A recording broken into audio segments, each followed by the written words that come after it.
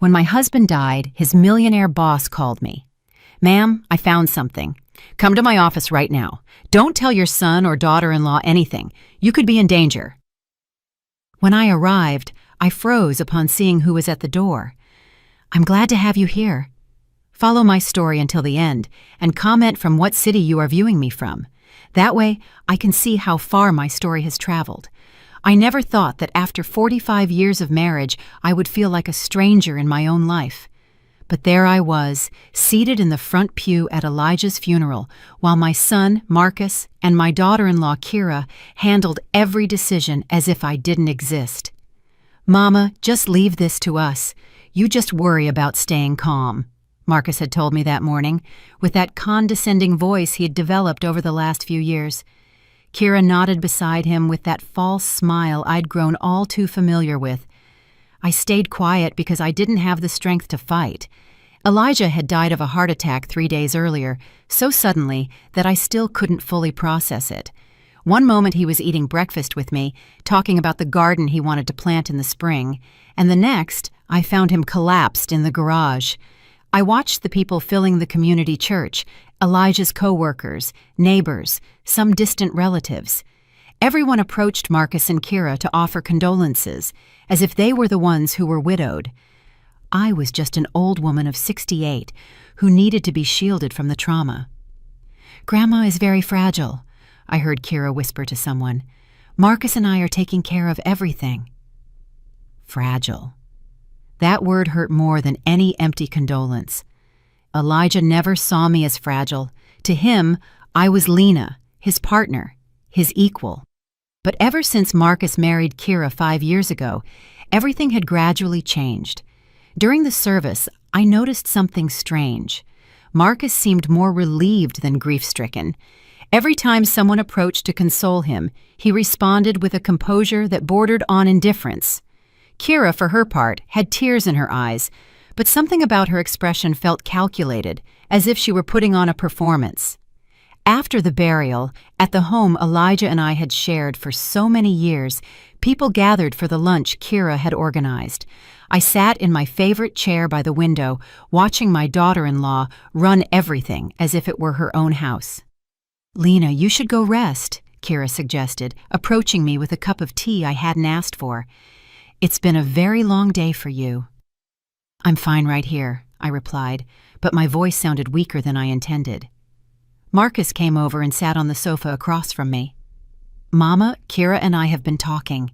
We don't think you should stay in this house alone. It's too big for you, and after what happened with Dad..."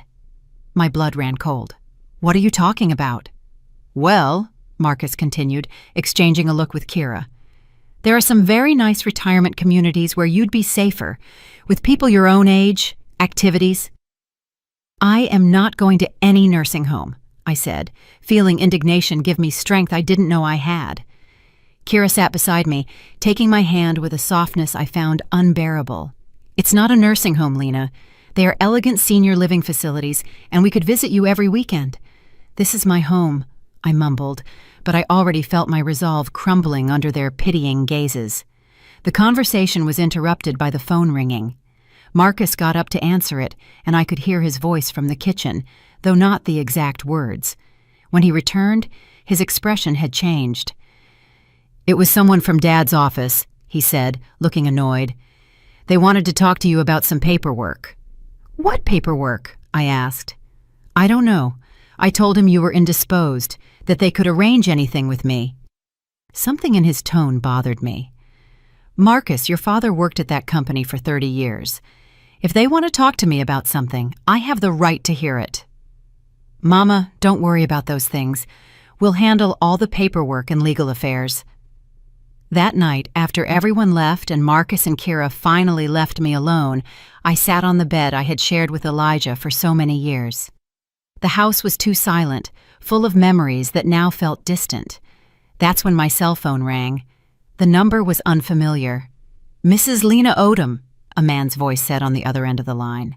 "I'm Theodore Vance, your husband's boss at Sterling and Grant Financial."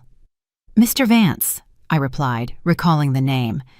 Elijah had mentioned his boss several times, always with respect.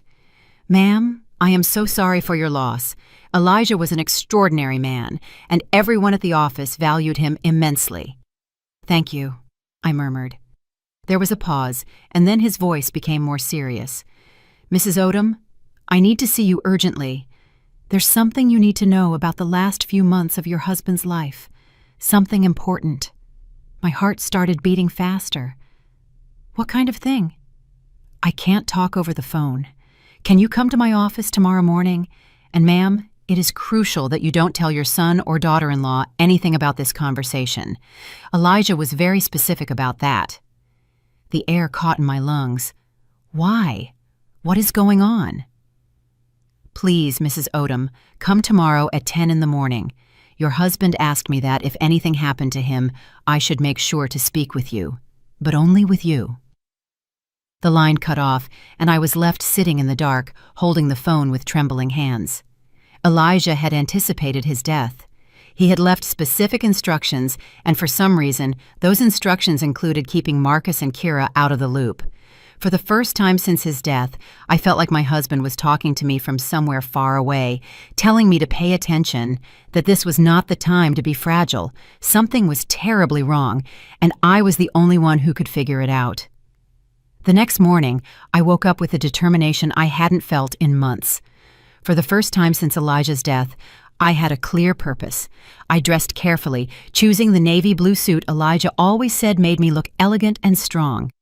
Marcus called early, as he had been doing since the funeral. How did you sleep, Mama? Kira and I were thinking maybe you should stay with us for a few days. I'm fine, son, I replied, trying to sound normal. In fact, I have to go out this morning. There was a pause. Go out where? My mind worked quickly. To the pharmacy. I ran out of my blood pressure pills. I can bring you the pills. You don't have to go out, Marcus. I can drive to the drugstore. I am not an invalid. His sigh was audible through the phone. All right, but be careful, and if you need anything, call us immediately. I drove downtown with my hands clenched on the steering wheel. The Sterling and Grant Financial Building was a 20-story glass tower that had always intimidated me a little. Elijah worked on the 15th floor in the internal audit department. The receptionist guided me to the executive floor, where I had never been. Theodore Vance's office was impressive.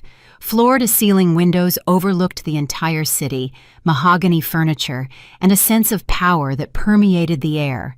Theodore Vance was a man of about 55, with perfectly styled gray hair and a suit that probably cost more than my monthly rent. He stood up when I entered, and I saw genuine concern in his eyes. Mrs. Odom, thank you for coming. Please have a seat. I settled into one of the leather chairs in front of his desk, feeling as if I was in uncharted territory. First of all, Theo began, I want you to know that your husband was one of our most valuable employees. In 30 years, we never had a single complaint about his work. Thank you, I murmured, although something in his tone told me this was just the preamble. Theo stood up and walked to a file cabinet behind his desk. He took out a thick folder and placed it in front of me. Mrs. Odom, during the last 6 months of his life, Elijah came to see me several times with very specific concerns. He opened the folder, revealing pages and pages of documents, handwritten notes in Elijah's familiar script, and what looked like photographs of other documents. Concerns about what? Theo looked me straight in the eyes. About his family. I felt like the floor had moved beneath my feet. My family? Elijah believed that his son and daughter-in-law were trying to manipulate him into making significant changes to his will and his bank accounts. The words didn't make immediate sense. That is impossible. Marcus would never— Mrs. Odom, he interrupted gently, did you know that in the last 8 months, Elijah received multiple visits from your son and daughter-in-law, often when you were not home? They repeatedly suggested to him that it would be better for you if he organized things so that if something happened to him, Marcus would have immediate legal power over all financial and medical decisions related to you. I shook my head, but something cold settled in my stomach. That can't be true, I whispered. Theo opened one of the pages and turned it toward me. It was a photocopy of a partially completed legal document. I recognized Elijah's signature at the bottom, but it was crossed out. Elijah brought this to me 3 months ago. He said Marcus had pressured him to sign it, telling him it was best for the family and that it would protect you from having to make difficult decisions if he were gone. I read the first lines of the document.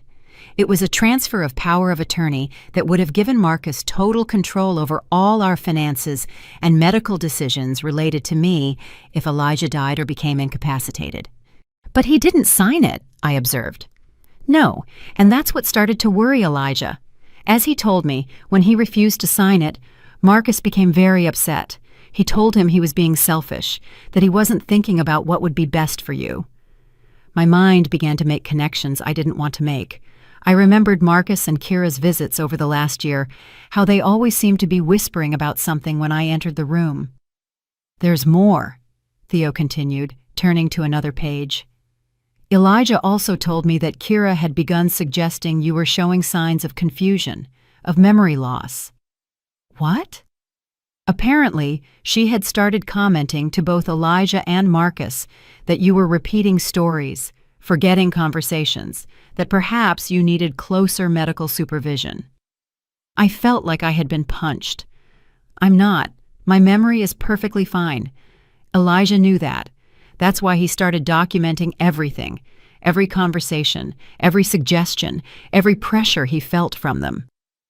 Theo flipped through several more pages, showing me detailed notes in Elijah's hand, dates, times, transcribed conversations. My husband had been keeping a meticulous record of what now appeared to be a sustained campaign to undermine my confidence and gain control over our lives. "Why didn't he tell me anything?" I asked, feeling tears that I didn't know I had. "He told me he didn't want to worry you until he was sure what was happening. He hoped he was wrong." Just then, a loud knock sounded on the office door. Theo and I turned, and my heart stopped when I saw who entered. Marcus and Kira were standing in the doorway, their expressions a mixture of surprise and something darker. "Mama," Marcus said, and his voice had a tone I had never heard before. "What are you doing here?" Kira stepped forward with that condescending smile I now recognized as a mask. "Lena, we were so worried when we couldn't find you at home. Why didn't you tell us you were coming here?" Theo stood up slowly, and I could see tension in every line of his body. "Mr. Odom, Mrs. Odom, this is a private conversation between your mother and me. I would appreciate it if you would respect that." Kira let out a forced laugh. "With all due respect, Mr. Vance, Lena has been very fragile since Elijah's death. We don't think it's appropriate for her to make important decisions without family supervision." "Family supervision?" I repeated, feeling the indignation rise in my chest. "I'm 68 years old. I'm not a child." Marcus exchanged a glance with Kira that did not go unnoticed by me. It was the same look they had shared at the funeral, heavy with a meaning I didn't understand. "Of course you're not a child, Mama," Marcus said, but his tone was the same one he would use with a difficult child. "It's just that we want to protect you from people who might take advantage of your grief." I looked at Theo, who had remained silent, watching the exchange with a serious expression. Then I looked at the closed folder on the desk, knowing it contained information that would change everything. "Theo," I said, using his name deliberately, "could you give me a few minutes to talk to my son and daughter-in-law?" He nodded. "Of course. I'll be right outside." Once he left, the air in the room changed completely. Marcus visibly relaxed, as if he had won something important. "Mama, I don't know what that man has been telling you, but you have to understand that people can be very manipulative when money is involved." "Money?" I asked. Kira sat down in the chair next to me. "Lena, honey, we know Elijah had a considerable life insurance policy, and with the house and his savings, there are unscrupulous people who take advantage of widows." Something cold settled in my stomach. "How do you two know about Elijah's life insurance?" Marcus and Kira exchanged another one of those charged glances. "Well," Marcus said, looking uncomfortable for the first time, "Dad mentioned it a few months ago when we were talking about—" About making sure you were taken care of if something happened to him. Funny, I said slowly, because Elijah never mentioned those conversations to me. The silence stretched between us. That's when I heard a sound that brought my world to a complete halt. A cough I would recognize anywhere in the world. The three of us turned toward the door of the private bathroom connected to Theo's office. The door slowly opened, and a figure emerged that made my heart stop and then start pounding so hard I thought it would jump out of my chest. Elijah, my husband, the man I had buried 4 days ago, was standing there, alive, breathing, looking at me with a mixture of love and apology in his eyes. "Hello, Lena," he said softly. I think I screamed. I'm not sure. What I do remember is that the world started spinning around me, and if Elijah hadn't rushed toward me, I would have fallen out of the chair. "What? How?" I mumbled, touching his face with trembling hands to make sure it was real. Behind us, I heard Kira let out a gasp, and Marcus murmur a word I prefer not to repeat. Elijah held me carefully, his familiar hands steadying me as they had for 45 years. "I'm sorry, my love. I'm so sorry to have put you through this. But it was the only way." "The only way to what?" I asked, though a part of me was already beginning to understand. Elijah looked up at Marcus and Kira, and his expression hardened in a way I had never seen before. "The only way to protect you from them." Marcus found his voice first. "This is impossible. You're dead. We saw you. There was a funeral. There's a death certificate." Elijah straightened up, but kept a protective arm around me. There was a falsified death certificate, with the help of a very discreet doctor and a funeral director who owed a few favors. Theo helped me set up everything. "But why?" I whispered. Elijah looked at me tenderly before addressing Marcus and Kira again. "Because I found out what you were planning." Kira turned pale. "I don't know what you're talking about." "No?" Elijah said, walking toward the desk and opening the folder Theo had closed. "Then you don't recognize this?" He pulled out a series of documents and placed them on the desk. Even from where I was sitting, I could see they were copies of emails, text messages, and what appeared to be transcribed recordings. "Mama is starting to show signs of dementia. I think you should consider the possibility of her needing full-time care soon. If Dad signs the documents I prepared for him, we can make sure she has the best possible care when the time comes." Elijah read aloud from the document. My son had gone completely white. Elijah continued reading. Kira agreed, and the sooner the better. The house alone is worth almost $500,000, and that's not counting his retirement savings. I sat down heavily, feeling like I had received a physical blow. They had been planning to declare me incompetent. They had been calculating the value of our house, of our savings. "This is taken out of context," Marcus said desperately. "We were worried about Mama. We just wanted to make sure." "Make sure of what?" Elijah interrupted. "That you could control her life, that you could declare her incompetent and put her in an institution while you sold the house and spent our savings?" Kira stood up abruptly. "This is ridiculous, Elijah. Faking your own death is a crime. There are fake certificates, fraudulent documents." "You're right," Elijah said calmly. "I am willing to face the consequences, but first, I wanted Lena to know the truth about what you two have been planning." He walked up to me and took my hands. "My love, for the last 8 months, they have been visiting me regularly when you are not here. At first, I thought it was because they worried about us, but I gradually realized that every conversation was designed to convince me that you were losing mental capacity, that you needed supervision, that it would be selfish of me not to make legal arrangements to protect you." I looked at Marcus, my son, the baby I had carried in my arms, whom I had comforted during nightmares, whom I had loved unconditionally for 35 years. "Is that true?" I asked him.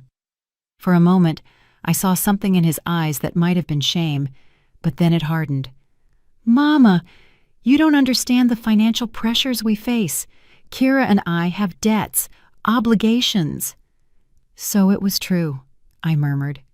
Elijah squeezed my hands. When I realized what was happening, I hired a private investigator. We discovered that Marcus has gambling debts of over $150,000, and Kira has been using credit cards in your name without your knowledge. The world wobbled around me once more. Credit cards in my name? 3 different cards, Elijah said softly, with a total debt of over $10,000. Kira finally exploded. This is enough, Elijah. I don't know what kind of sick game you're playing, but this ends now. Lena, let's go. Clearly your husband has lost his mind. But I didn't move. For the first time in months, maybe years, everything made sense. The constant visits, the exaggerated concern for my well-being, the suggestions about my memory, the rush to make me make decisions about my future immediately after the funeral.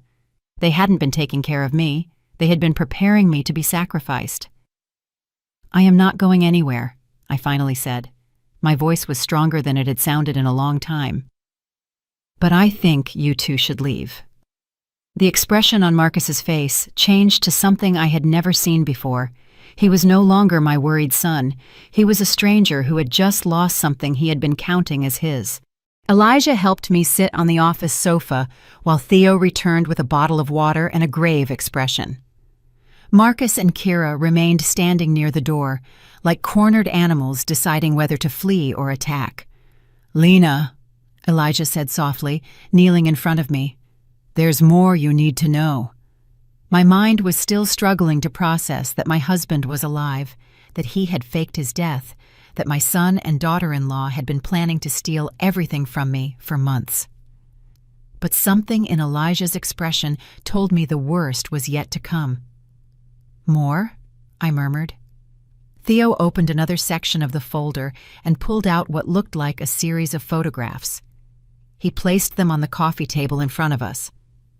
"These photos were taken by the private investigator over the last 6 weeks," Elijah explained. I picked up the photographs with trembling hands. The first showed Marcus entering what looked like a casino. The second showed him at a poker table, betting chips representing amounts of money I couldn't imagine. The third showed Kira in an expensive jewelry store, trying on a necklace that cost more than our mortgage payment. "Marcus," Elijah said, his voice cold as ice, "do you want to explain to your mother how you could bet $25,000 in a single night when you told me you needed help paying the mortgage?" My son didn't answer, but I could see his jaws clench. Elijah continued, "Or maybe Kira can explain how she could buy a $4,000 necklace last week when you are supposedly struggling to make ends meet." Kira finally spoke, her voice now stripped of all the false sweetness she had been using with me. "Elijah, you don't know what you're talking about. That necklace was an imitation." "An imitation of Tiffany and Amos?" Theo asked, pulling a receipt from the folder.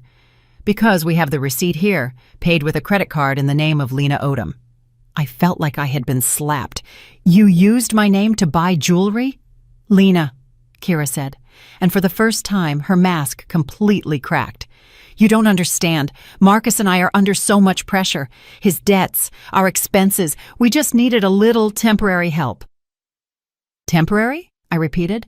"How long have you been stealing from me?" Elijah pulled out another document.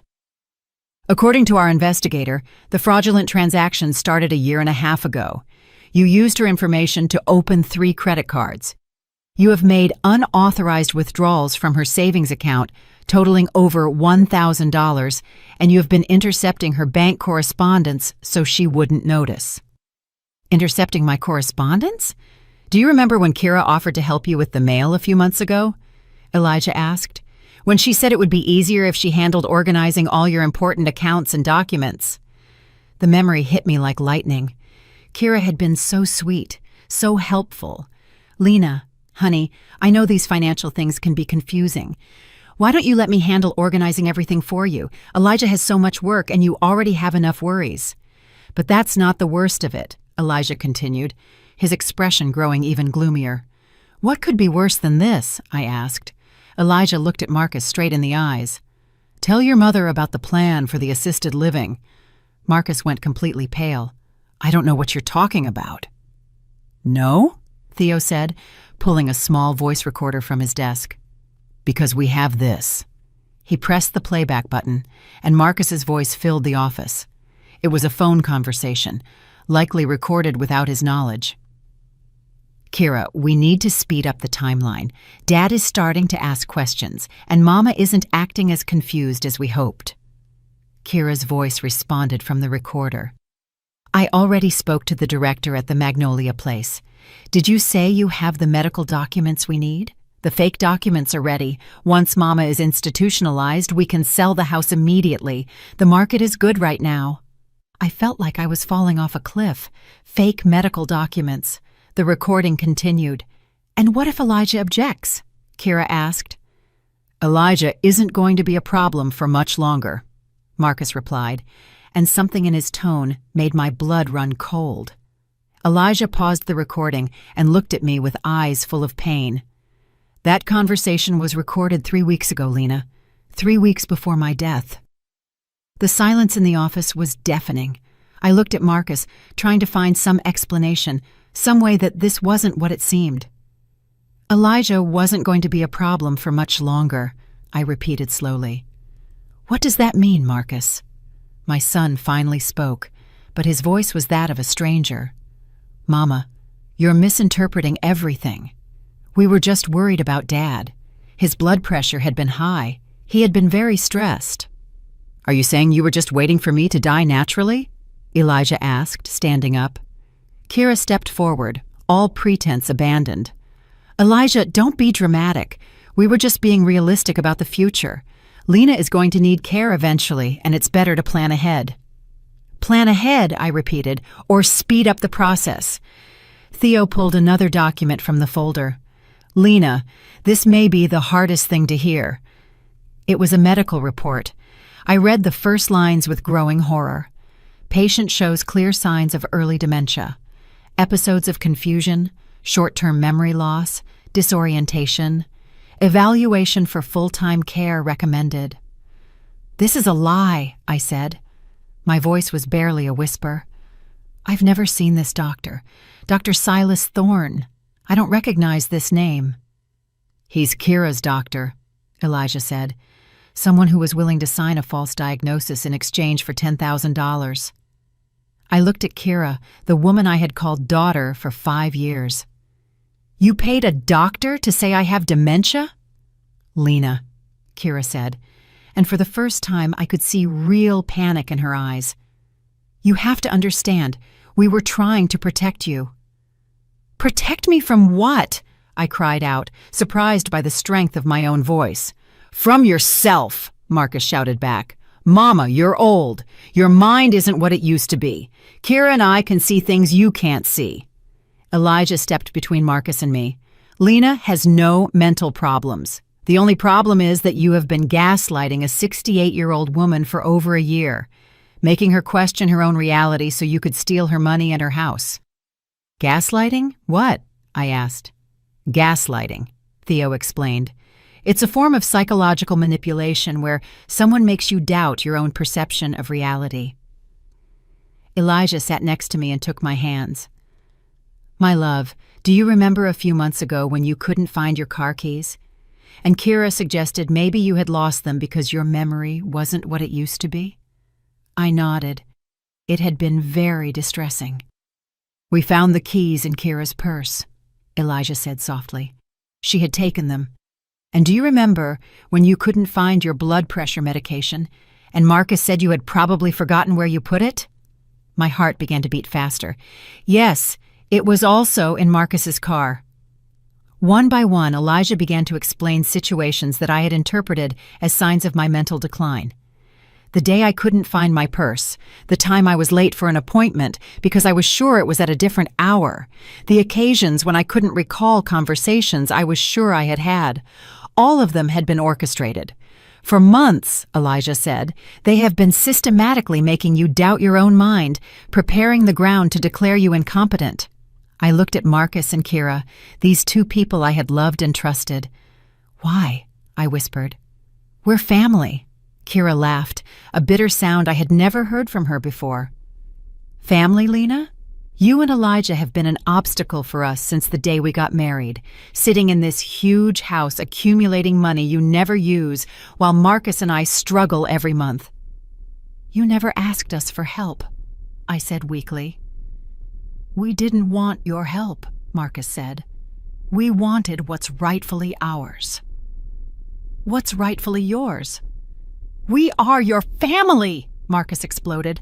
That house should be ours. That money should be ours. You're going to die soon anyway.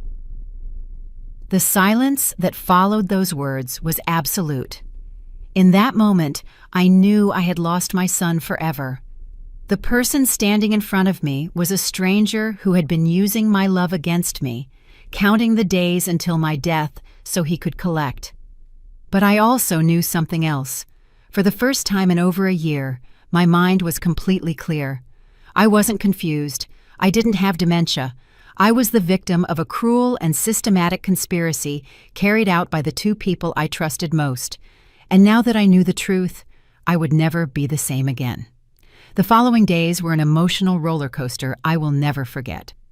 Elijah stayed in a discreet hotel while Theo helped us navigate the legal complications of his resurrection. I returned home, but for the first time in months, I didn't feel like a prisoner in my own life. Marcus and Kira had left Theo's office that day in a state of shock and fury. I hadn't heard from them for 48 hours until they appeared at my door on a Wednesday morning. I watched them arrive from the living room window. Marcus walked with that determination I recognized from his childhood when he had done something wrong and was determined to convince me it wasn't his fault. Kira followed him, but something in her posture told me the strategy this time would be different. I opened the door before they could ring the doorbell. "Hello, Mama," Marcus said, and his voice had that carefully controlled quality he used when trying to manage a difficult situation. "Marcus, Kira?" My voice sounded colder than I intended, but I didn't try to soften it. "Can we come in?" Kira asked. "We need to talk." I let them in, but I didn't invite them to sit down. We stood in the living room that had witnessed so many happy family gatherings and now felt like a battlefield. "Mama," Marcus began, "we've been thinking a lot about what happened in the office." "I'm sure you have." Kira took a step forward. "Lena, I think there are a lot of misunderstandings here. Yes, Marcus and I have been concerned about your well-being, but everything we did was with the best intentions." "The best intentions," I repeated. "Like using my name to open credit cards?" "Those cards were for emergencies," Marcus said quickly. "Expenses that might arise related to your care, like a $4,000 necklace." Kira sighed. "Okay, I made a mistake, but Lena, you have to understand the pressure we've been under. Marcus's debts, our expenses." "Your debts are not my responsibility," I said, surprised by how easy it was to say those words. Marcus changed tactics. "Mama, Dad is manipulating you. Doesn't it seem strange that he would fake his own death? What kind of man does that?" "The kind of man who is trying to protect his wife from a son who is planning to steal everything from her." "We weren't stealing," Marcus exploded. "That house, that money, it was eventually going to be ours anyway. We were just trying to speed up the process because we needed help." The brutal honesty of that statement left me speechless for a moment. "Marcus," I finally said, "you are telling me that you have been waiting for Elijah and me to die so you could have our money." "That's not how it sounds," Kira intervened desperately. "All families plan for the future. Families do not plan to declare their parents incompetent with false medical diagnoses." Kira turned pale. That was just a precaution in case you truly needed care in the future." "A precaution you paid for with $10,000. Marcus ran his hands through his hair, a sign he was losing patience. "Mama, listen to yourself. You've become paranoid. Dad is filling your head with crazy ideas." "Crazy ideas," I repeated, "like the idea that I deserve to live in my own home without anyone trying to declare me crazy. No one is trying to declare you crazy, Marcus yelled. I walked to the phone and dialed a number I had memorized. What are you doing? Kira asked. Calling Elijah, I replied. I think he should be here for this conversation. Mama, no, Marcus said, but it was already too late. Elijah arrived 20 minutes later. He had been expecting my call, probably knowing this moment would come. When he walked in, the tension in the room immediately intensified. Marcus, Kira, he greeted them in a neutral voice. Dad, Marcus said, we need to resolve this as a family. Elijah sat next to me on the sofa, automatically taking my hand. I'm listening. Kira sat in the chair opposite us, assuming her most vulnerable posture. Elijah, I know what we did looks bad, but you have to understand that we were desperate. Explain the desperation, Elijah said. Marcus began to speak quickly, the words rushing out as if he had been rehearsing this speech. The debts piled up faster than we expected. The casino. I know it was stupid, but I thought I could win money fast. And when that didn't work, we panicked. So you decided to rob your parents? Elijah asked. It's not robbing, Marcus shouted. You have more money than you'll ever spend. That house is too big for 2 people. We were just accelerating the inheritance. Accelerating the inheritance by declaring me incompetent? I asked. Kira started to cry. Not real tears, but the kind of calculated crying I had seen her use on other occasions when she wanted to get something. Lena, we never wanted to hurt you. We just wanted to ensure you were taken care of and that we could pay off our debts. You thought you could manage both by stealing my money and locking me up in an assisted living facility, I said. It wasn't a nursing home, Marcus said. The Magnolia Place is a very nice retirement community. You would have been comfortable there. Against my will. You would have adapted eventually, Kira murmured. The silence that followed was absolute. I think it was at that moment that even they realized how monstrous what they had been planning sounded. Elijah slowly stood up. Marcus, I want you to listen very carefully to what I am about to say. My son looked up, and for a moment, I saw a flicker of the child he had been. Your mother and I have decided that you are no longer a part of our lives, Elijah said in a firm but unemotional voice. We don't want to see you. We don't want to hear from you. And we definitely don't want you to have access to any of our finances or properties. Marcus jumped to his feet. You can't do that. I'm your son.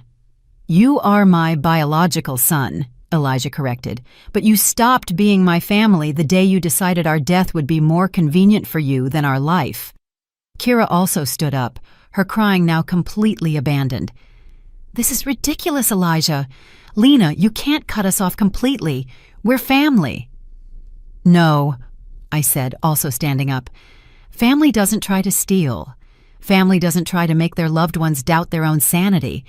Family doesn't count the days until you die to cash in your money. Marcus looked at me with an expression I had never seen before. You know what, Mama? Maybe you're right. Maybe this is better for everyone. Because I was already tired of pretending that I cared about you when all I really wanted was for you to get out of the way. Those words hit me like a physical slap, but strangely, they also liberated me. All the love, all the guilt, all the hope that there might be some misunderstanding evaporated at that moment. Leave, I said simply. Take your things out of my house and leave. Gladly, Marcus said, but this doesn't end here. We're going to fight this. We're going to prove that Dad faked his death, that you're not competent to make decisions. Elijah smiled, but it wasn't a kind smile. Go ahead. And when you do, be sure to explain to the judge why you were planning to declare your mother incompetent with fake medical documents. I'm sure he'll be very interested in hearing about that. Marcus and Kira looked at each other, and I could see the panic growing in their eyes as they realized they had no exit strategy. This doesn't end here, Marcus muttered, but his voice had lost all conviction. Yes, it does, I said. It ends exactly here. I watched them leave, knowing it would probably be the last time I would see my son. I should have felt sadness, but all I felt was a deep, clean relief. For the first time in over a year, I was free. 6 months later, I am sitting on the porch of our new home, watching Elijah plant roses in the garden he had always dreamed of having. We moved to a small town called Redwood Springs, 3 hours away, where no one knows our story and where we can simply be Elijah and Lena, a retired couple enjoying their golden years. The transition was not easy. There were moments, especially during the first few weeks, when I woke up in the pre-dawn hours wondering if we had done the right thing. Cutting off Marcus completely felt like amputating a part of my body, no matter how infected it was. But Elijah constantly reminded me why we had made that decision. "My love," he would say when he found me crying at night, "you cannot save someone who is willing to destroy you." Theo had helped us manage the legal complications. Falsifying the death certificate resulted in some fines and community service for Elijah, but when the evidence of Marcus and Kira's conspiracy was presented, the judge was surprisingly sympathetic.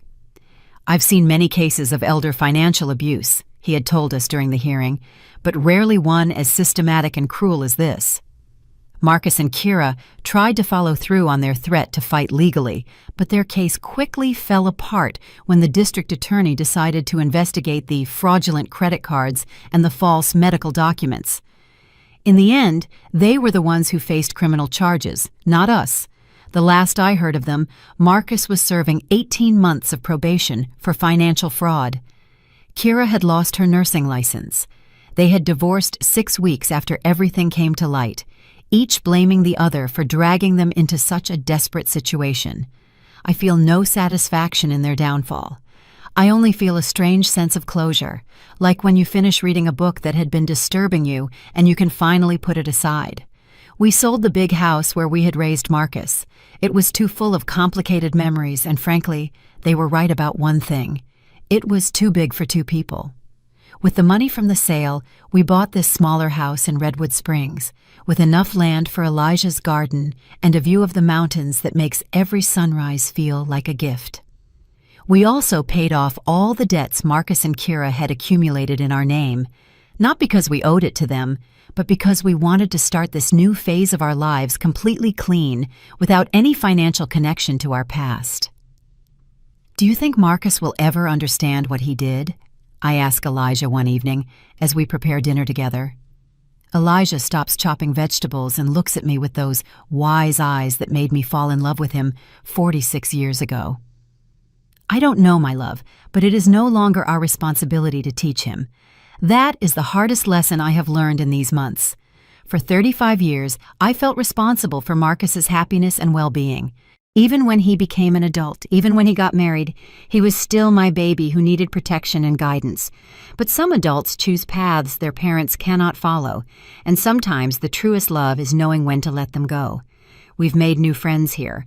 Brenda and George, the couple next door, invited us to dinner last week. During the conversation, Brenda mentioned that they had cut ties with their son 10 years ago.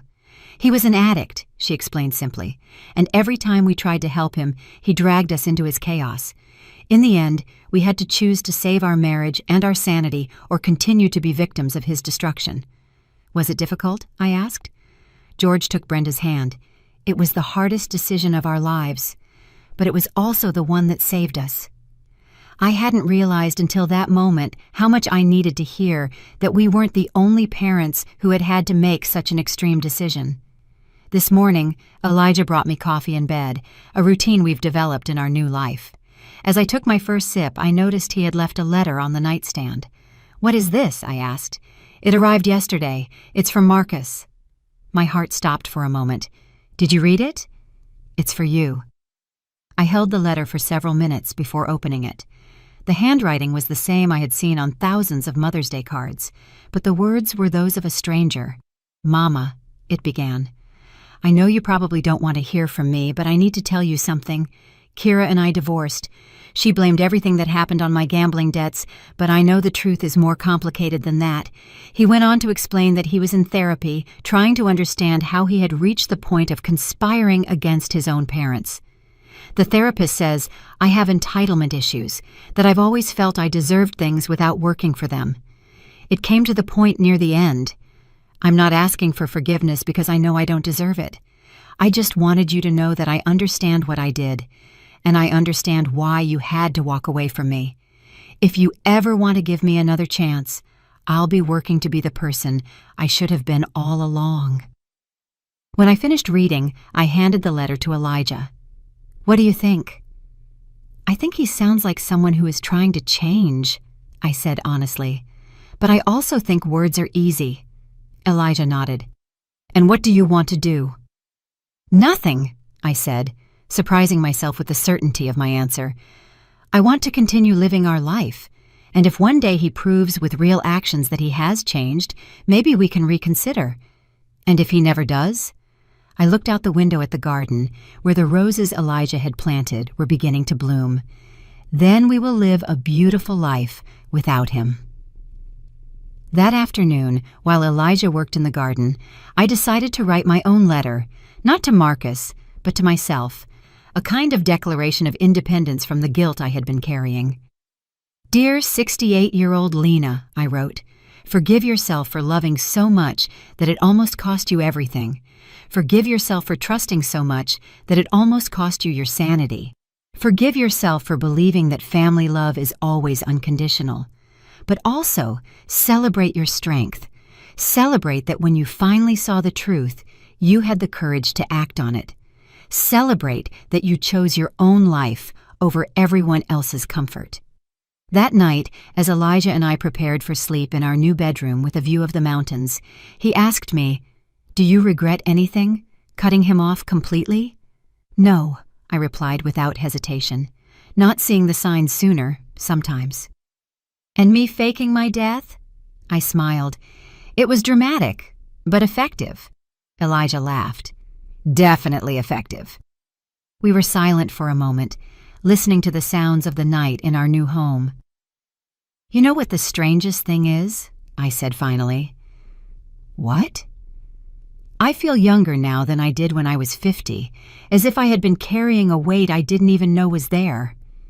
Elijah took my hand in the darkness. "That's what happens when you stop living for other people and start living for yourself." This morning, I received a call from Brenda, our new neighbor. "Lena," she said, "a group of us are going to the farmer's market on Saturday, and then we thought we'd grab lunch at that new French cafe. Would you like to come?" "I'd love to," I replied without hesitation. A year ago, I would have had to consult with Marcus and Kira, make sure they didn't need anything, consider if it was appropriate for a woman my age to go out with friends. Now, I simply say yes to the things that make me happy.